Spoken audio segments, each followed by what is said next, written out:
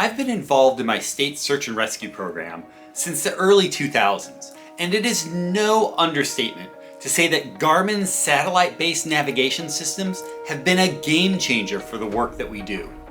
I purchased my first handheld GPS navigator, an old black and white eTrex, back around 2010, and I've had a few upgrades since then.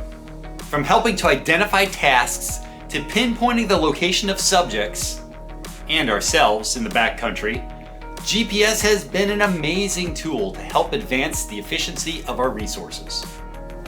Among the more innovative additions to Garmin's line of products are the InReach series, including the newest one, the InReach Mini 2.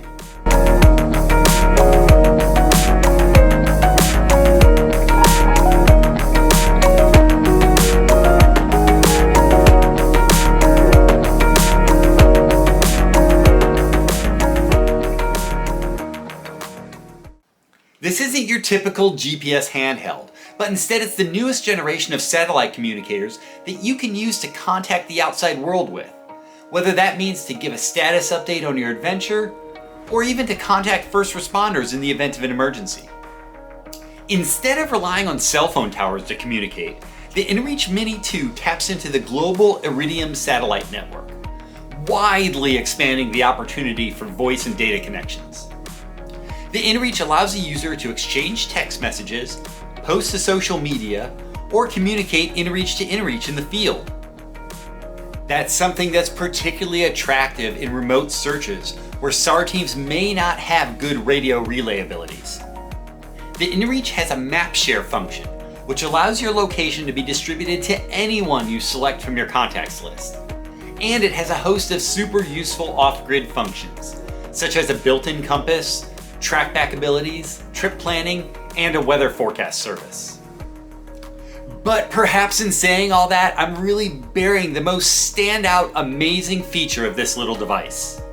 In the case of an emergency, there is a button on the side of the device to trigger an interactive SOS message to the Garmin International Emergency Response Coordination Center, something that's staffed 24/7. That is a whole lot of comfort and confidence packed into a little 4-inch by 2-inch device. The ability to communicate with the outside world using the InReach Mini 2 means that you have to have a subscription. So on top of nearly $400 for the device, you're looking at least $11.95 per month under the most affordable basic plan, and upwards of $64.95 per month for the top tier plans. If I were to hazard a guess, I would say that's going to be the biggest deterrent to people buying an InReach Mini 2. That's a lot of cost for somebody to shoulder when most people probably don't do that many real far off-grid adventures. Still, for those who really do need it, there's a lot to love about this device. I was very impressed with the battery life from the InReach Mini 2. The specs say that with standard tracking, it'll last up to 14 days at 10-minute tracking send intervals with a full sky view, and about 4 days with moderate tree cover. I tested this device in both of those instances, again using standard tracking, and it played out almost exactly as promised. There are also higher and lower detail tracking settings that can be employed. While standard tracking wasn't perfect with tree cover, came in about 3% to 7% below what my wearables showed and what the official route measurements were. For the most part, it served its purpose, and it gave me the right coordinates when I needed them. The InReach Mini 2 works through Garmin's Explore app, and while it did take longer than I would have expected for the device and the app to connect initially, everything performed seamlessly after that. I enjoyed using the Explore app for route planning. The fact that it uses OpenStreetMaps rather than Google Maps like the Connect app does for Garmin's line of wearables is a major step forward for the company and opens up a lot of backcountry mapping capabilities.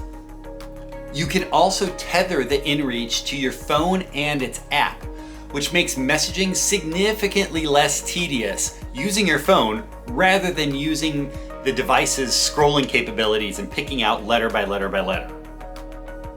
So the overall highlights and lowlights? Well, I'm sure that people are going to balk at the cost. However, The added layer of security that it gives you for those of us who play really deep into the wilderness is a huge plus. The InReach does not and should not replace basic competency with mapping and navigation tools, but it's a great supplement in times of need. Plus, its suite of background tracking features can definitely make any adventure more enjoyable. That's my look at the InReach Mini 2. Please, if you like this video, like and subscribe, and definitely check out everything that we have going on at ActionHub.com.